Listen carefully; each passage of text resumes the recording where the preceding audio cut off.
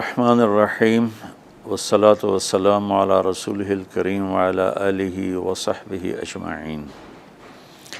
عید کی خوشی ہم کیوں مناتے ہیں؟ پہلے میں یہ تھوڑا سا واضح کر دوں کہ رمضان کا مہینہ اللہ نے پورا ایک ہمارے لیے خوشی کا مہینہ بنایا ہے، جس میں اللہ کی جنت کے دروازے کھول دیے جاتے ہیں، جہنم کے بند کر دیے جاتے ہیں، شیطان قید کر دیے جاتے ہیں، جنت کو روزانہ سجایا جاتا ہے، اللہ کا عرش پہلے آسمان پہ آ جاتا ہے، اللہ کی طرف سے اعلان ہو رہا ہوتا ہے، کوئی بخشش چاہنے والا، کوئی حاجت مانگنے والا، فرض 70 فرضوں کے برابر ہو جاتا ہے اور نفل فرض کے برابر ہو جاتا ہے، اور نفل اور فرض کا فرق اتنا بڑا ہے کہ قیامت تک 2 رکعت نفل پڑھتا رہے تو فرض رکعت کے ایک سجدے کے برابر نہیں۔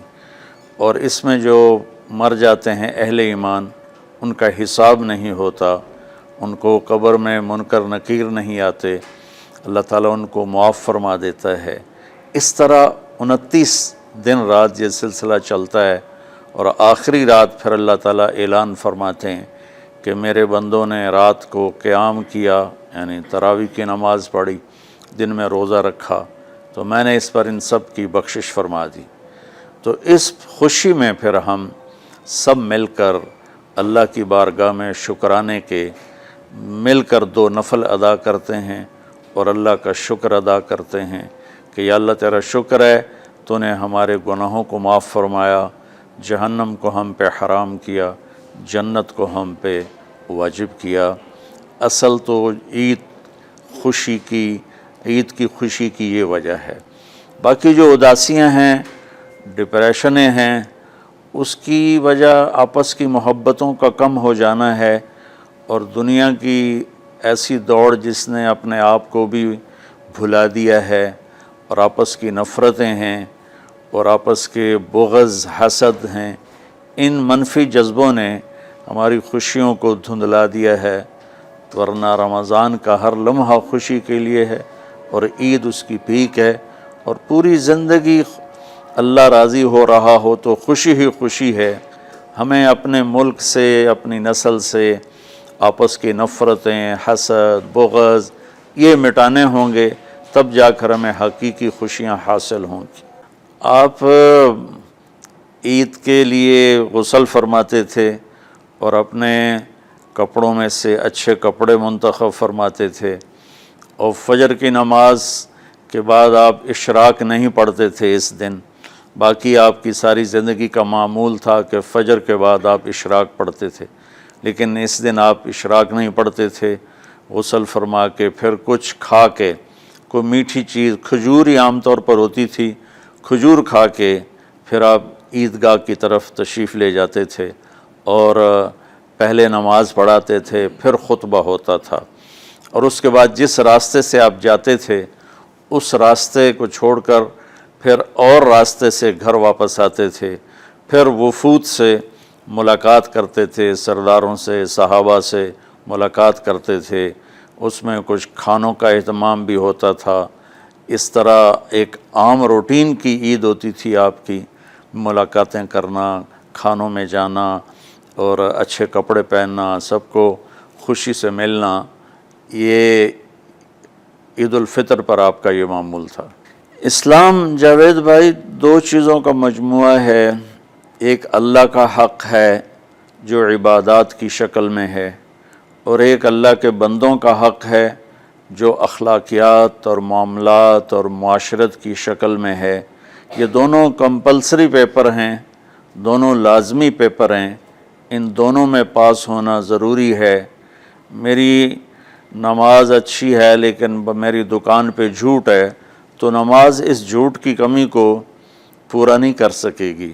میری دکان پہ سچ ہے لیکن میں نماز نہیں پڑھتا، تو میرا یہ سچ بولنا میرے نماز کی کمی کو پورا نہیں کر سکتا۔ اللہ کے نبی نے دنیا سے جاتے ہوئے 2 لفظوں میں سارا دین بتا دیا تھا۔ جب آپ کے جانے کا وقت قریب تھا تو آپ 2 لفظ دہرا رہے تھے، الصلاۃ وما ملکت ایمانکم، میری امت میرے بعد ایک نماز نہ چھوڑنا، اور ایک امت کے غریب مسکین لوگوں سے، نوکر غلاموں سے اچھا سلوک کرنا، یہ دو الگ الگ ڈیمانڈ ہیں۔ جیسے پانی پینے سے روٹی کی کمی پوری نہیں ہو سکتی اور روٹی کھانے سے پانی کی کمی پوری نہیں ہو سکتی، یہ دونوں الگ چیزیں ہیں۔ اخلاق کو عبادت کی کمی پر نہیں کر سکتی، اور عبادت کی کمی اخلاق کو اور اخلاق کی کمی کو عبادت پورا نہیں کر سکتی۔ ان دونوں چیزوں میں پاس ہونا ضروری ہے، تب جا کر ایک معتدل معاشرہ وجود میں آتا ہے۔ پوری امت اس چیز کا شکار ہے، چونکہ جب بددیانتی اور جھوٹ اور ظلم عام ہو جاتا ہے تو پھر اس میں پورا معاشرہ ہی گناہگار اور مجرم بن جاتا ہے، صرف حکمرانوں کی بات نہیں رہتی۔ یہ تو ایک سوال کا جواب موسیٰ علیہ السلام کو اللہ نے دیا کہ اللہ تعالیٰ سے انہوں نے پوچھا، یا اللہ جب آپ راضی ہوتے ہیں تو اس کی کیا نشانی ہے؟ تو اللہ تعالیٰ نے فرمایا کہ میں بارشیں موقع پر دیتا ہوں، حکومت سمجھداروں کو دیتا ہوں، پیسہ میں سخیوں کو دیتا ہوں۔ تو پھر انہوں نے پوچھا جب آپ ناراض ہوتے ہیں تو اس کی کیا نشانی ہے؟ تو آپ نے فرمایا، اللہ تعالیٰ نے فرمایا کہ بارشیں بے موقع کرتا ہوں، حکومت نااہلوں کو دیتا ہوں، اور پیسہ میں بخیلوں کو دیتا ہوں۔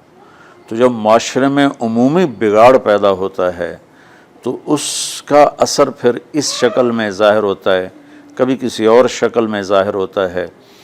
اس چیز کے مجرم نہ صرف حکمران ہیں، نہ صرف بخیل لوگ ہیں، بلکہ تمام طبقات امت کی اجتماعی کوتاہی میں یہ حالات اللہ کی طرف سے پیدا ہوتے ہیں۔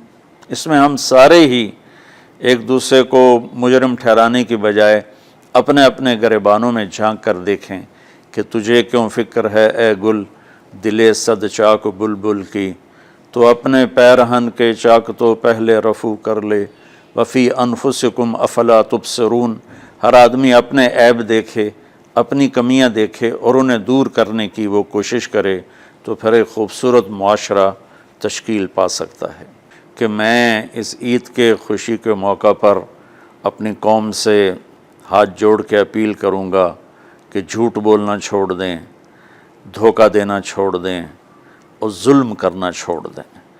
مذہبی نفرت نے ہمیں تباہ کر دیا، سیاسی نفرت نے ہمیں تباہ کر دیا، صوبائی قومی نفرت نے ہمیں تباہ کر دیا، آپس کی رنجشوں کی نفرت نے ہمیں تباہ کر دیا۔ میں ساری قوم کے سامنے جھولی پھیلا کر چاروں صوبوں کے رہنے والوں سے اور ہر مکتب فکر سے متعلق اہل ایمان سے یہ درخواست کرتا ہوں کہ آئیں ہم سچائی کو اپنا ساتھی بنائیں اور دیانتداری سے اپنے آپ کو آراستہ کریں اور انصاف کا ساتھ دیں، نہ ظالم بنیں نہ ظالم کا ساتھ دیں۔ ایک حدیث سنا کے بات ختم کرتے ہیں۔ میرے نبی وضو فرما رہے تھے تو صحابہ آپ کے وضو کا پانی گرنے نہیں دے رہے تھے، نیچے سے لے کر کوئی پی رہا تھا، کوئی منہ پہ مل رہا تھا۔ تو آپ نے فرمایا ما یحملکم علی ھذا، یہ کیا کر رہے ہو؟ وہ کہنے لگے یا رسول اللہ، اللہ اس کے رسول کی محبت میں کر رہے ہیں۔ تو آپ نے فرمایا میں تمہیں بتاتا ہوں اللہ اس کے رسول سے محبت کرنے والا کون ہوتا ہے۔ فَلْيُصْدِقِ الْحَدِيثَ اِذَا حَدَّثَ، اللہ رسول سے محبت کرنے والا وہ ہوتا ہے جو ہمیشہ سچ بولتا ہے۔ فَلْيُؤَدِّ الْأَمَانَةَ اِذَا تُؤْمِنَ، جو ہمیشہ امانت داری سے کام لیتا ہے، کبھی دھوکہ فراڈ نہیں کرتا۔ فَلْيُحْسِنْ جِوَارَ مَنْ جَاوَرَهُ، اور جو ہمیشہ اپنے پڑوسیوں کے ساتھ اچھا سلوک کرتا ہے، پڑوسی اپنے ہوں، غیر ہوں، مسلم ہوں، نان مسلم ہوں، وہ ان کے ساتھ اچھا سلوک کرتا ہے۔ یہ تین نشانیاں ہیں عشق رسول کی۔ یہ تین باتیں میری قوم اپنا لے تو یہ اندھیرے اجالوں میں انشاءاللہ تبدیل ہو جائیں گی۔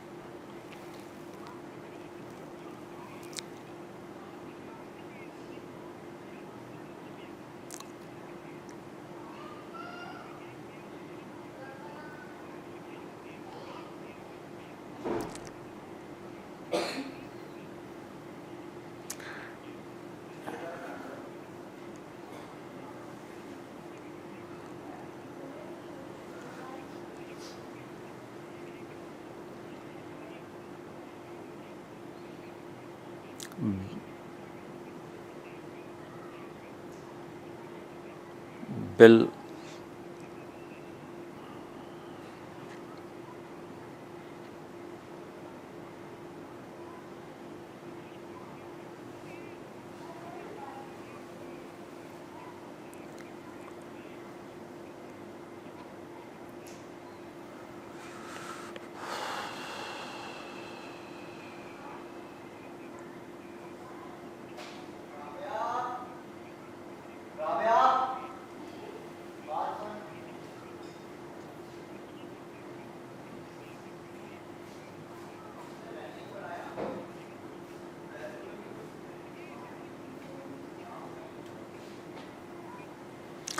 امید تو کبھی چھوڑنی نہیں چاہیے.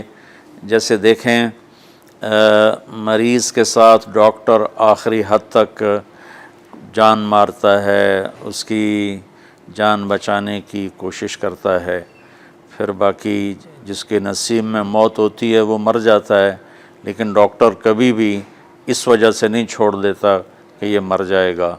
تو ہم اللہ کی رحمت سے بالکل نا امید نہ ہوں، مایوس نہ ہوں. مجھے اللہ کی ذات سے بہت امید ہے. ہمارا جو اس وقت قائد ہے اسے سیاسی بیان نہ سمجھا جائے اللہ کے واسطے. میں ایک پاکستان کا شہری ہونے کی حیثیت سے اپنا تجزیہ پیش کر رہا ہوں. غلط بھی ہو سکتا ہے، صحیح بھی ہو سکتا ہے. وہ بہت مخلص محنتی آدمی ہے. تو مجھے اللہ کی ذات سے امید ہے اگر ہم سب مل کر ساتھ دیں سچائی کا، دیانتداری کا، انصاف کا، اور آپس کی نفرتوں کو مٹا دیں تو انشاءاللہ ضرور صبح ہوگی. کوئی وجہ ہی نہیں کہ صبح نہ ہو.